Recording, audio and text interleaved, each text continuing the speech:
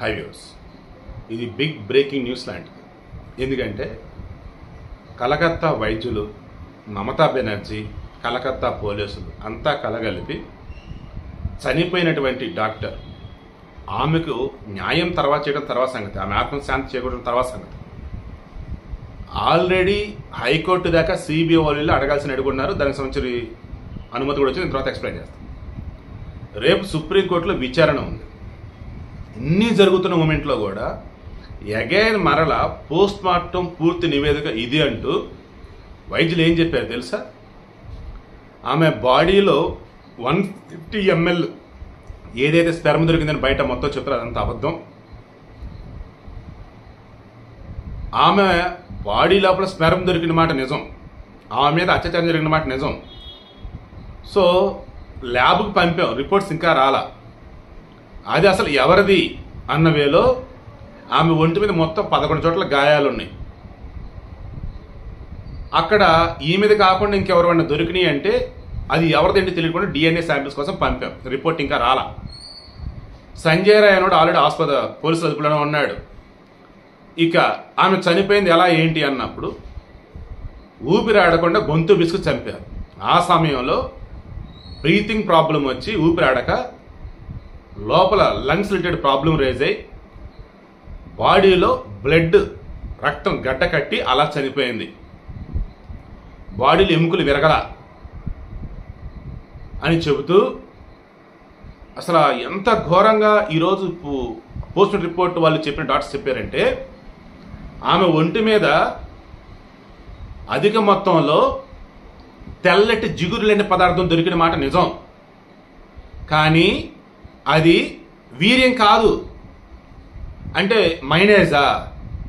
మైనేజ్ అంటే తెలుసు కదా, నంచుకొని తినేది, జస్ట్ లైక్ జామ్ లెక్క. అంటే ఆ మైనేజ్ని మొదట స్పెర్మ్ అనుకొని 150 ml 150 grams అన్నట్టుగా బయటకి ఇచ్చున్నారు. అది తప్పుడు రిపోర్ట్, అది కాదు.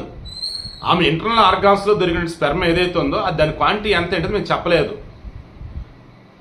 అది ఎవరిది ఏంటి అన్నట్టుగా మేము చూస్తున్నాము అని చెప్పేసి అడుగడుగున దారుణమైన నిర్లక్ష్యం అండి. అసలు క్లియర్గా ఆ అమ్మాయి యొక్క తల్లిదండ్రులు చెప్తున్నారు, అసలు మాకు ఆత్మహత్య సమాచారం అసలు ఎందుకు ఇవ్వాల్సి వచ్చింది, మేము వచ్చిన తర్వాత కూడా మధ్యాహ్నం వరకు మమ్మల్ని అమ్మాయిని చూడకుండా ఎందుకు ఆపారు, అండ్ సాయంత్రం పోస్ట్ మార్టం అయిపోగానే ఆగమేఘాల మీద అంత్యక్రియలు అసలు ఎందుకు వాళ్ళు జరిపించాల్సి వచ్చింది, అది కూడా మా అమ్మాయి బాడీ కన్నా ముందు ఇంకో 3 బాడీలు ఉంటే ఆ కరెంటు దహన వాటిలో మా అమ్మాయిని దహనం చేసేస్తున్నారు, ఎముకల్లో బూడిది మాత్రం మిగిల్చారు మాకు.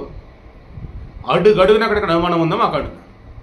ఇక సుప్రీంకోర్టు రేపు ఉదయం విచారణ కదా, ఇదిగో ఇప్పుడు లేటెస్ట్గా హైకోర్టు ఈ layered voice analysis layered voice analysis LVA 2013లో ఒక కీలకమైనటువంటి కేసులో అత్యాచారం అది కూడా అక్కడ ఎలాగైతే హెల్ప్ అయిందో సేమ్ అలా లేయర్డ్ వాయిస్ అనాలిసిస్ ఆ టెస్ట్కి సైకో అనాలిసిస్, వీడు చెప్తుంది కరెక్టా కాదా, వీడి ఫేషియల్ ఎక్స్ప్రెషన్స్ ఎలా ఉన్నాయంటే మొత్తం టెస్ట్ చేయటం ఎక్స్పర్ట్స్ దగ్గర ఉండి మరి మొత్తం వీడియో రికార్డింగ్, దానికి ఈ లై డిటెక్టర్ టెస్ట్ పాలిగ్రాఫ్ దానికి సంబంధించి హైకోర్టు పర్మిషన్ ఇవ్వడం జరిగింది. రేపు ఉదయం సుప్రీంకోర్టులో ఫస్ట్ అవర్లో టాప్ ప్రయారిటీగా సుమోటోగా ఈ కేసును తీసుకున్నారు. హైకోర్టు వచ్చే సిబిఐ వాళ్ళకి ఈ లై డిటెక్టర్స్లో పర్మిషన్ ఇచ్చేసింది. అండ్ పోస్ట్ మార్టంలో వాళ్ళు క్లియర్గా దొరికిపోయారు. ఏమని? ఇంకా ఎవరెవరు ఈ అమ్మాయి మీద రేప్ చేశారు, గ్యాంగ్ రేపా సింగిల్ రేపా ధృవీకరించలా, ఎవరు చేశారు ఏంటి, ఆ సంజయ్ రాయా కాదా, అట్లీస్ట్ ఆ డిఎన్ఏ టెస్ట్ ఇంకా చెప్పలా, అండ్ ఆ ఒంటి మీద అధిక మొత్తంలో తెల్లటి జిగురు లాంటి పదార్థం ఉంది, బట్ అది వీర్యం కాదన్నాడు. అంటే మైనేజా? ఇండైరెక్ట్గా అదే చెప్తున్నాడు. నైట్ టైము ఆమె ఫుడ్ ఆర్డర్ ఇచ్చింది, మైనేజ్తో పాటు పదార్థాలు ఏవి వచ్చున్నాయి, దెన్ అక్కడ ఉంది, అది ఆమెకు అంటుకుంది అన్నట్టు. ఓరే నాయన, ఏం మనుషులు అసలు మీరు. వాళ్ళ తల్లిదండ్రులు చెప్తుంది నిజమైంది. ఏమని? మమతా బెనర్జీ కేసును డైల్యూట్ చేస్తుంది, ఒక ముఖ్యమంత్రిగా ఉండి మరలా న్యాయం చేయాలని ధర్నా అంటే నిరసన అంటే ఏం చేస్తున్నా అసలు ఏమే వాంటెడ్గా కేసును డైల్యూట్ చేస్తున్నారు. వాడు అందుకే ఆసుపత్రిలో రెనోవేషన్ వర్క్ ఉంటూ ఆ సెమినార్ హాల్ దరిదాపుల్లో సాక్షులను తారుమారు చేశాడు. ఇలా మొత్తం వాళ్ళు చెప్తున్న ప్రకారం చూస్తే ఇంకా రాను రోజులు ఎంత ఘోరంగా ఉండిద్ది అన్నట్టు మొత్తం కూడా 3D లేజర్ మ్యాపింగ్ చేసేసింది సిబిఐ వచ్చేసి. ఎక్కడ కూడా ఏది కూడా పోవద్దు అన్నట్టుగా ఇప్పుడు ఉన్నవైనా ఉంచుదామన్నట్టు. ఆల్రెడీ నేను వీడిని విచారించినప్పుడు ఈ సందీప్ ఘోష్ అనేవాడిని ప్రిన్సిపల్ గారిని, అరే నాయన బాడీని వచ్చేసి ఎంత త్వరగా అంత త్వరగా మీరు పోస్ట్ మార్టం చెప్తే డీటెయిల్స్ ఇవ్వాల్సింది పోయి అంత డిలే ఎందుకు చేశారు? అండ్ ఆత్మహత్య అని చెప్పేసి ఎందుకు చెప్పారు? అండ్ సెమినార్ హాల్ వచ్చేసి రక్షించాల్సింది పోయి ఎందుకు నార్మల్గా వదిలేశారు?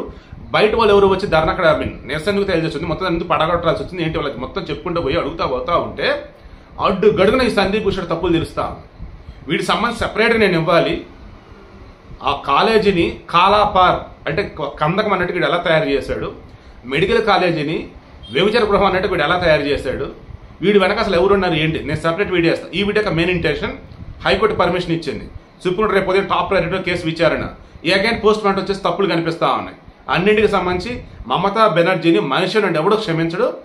అండ్ ఘోరాతి ఘోరంగా తృణమూల కాంగ్రెస్ పార్టీ ఓడిపోతుంది. అందులో నో డౌట్. ఎప్పుడు ఎన్నిక వచ్చినా ఈలోపు ఈ కేసుకు సంబంధించి కేంద్రం నుంచి కానీ సుప్రీంకోర్టు నుంచి కానీ ఇక్కడ హైకోర్టు నుంచి కానీ సిబిఐ నుంచి వచ్చే నిజాలతో వాళ్ళు తీసుకున్న యాక్షన్లతో గవర్నమెంట్ కూడా పడిపోవచ్చు పశ్చిమ బెంగాల్ ఈ మమతాది.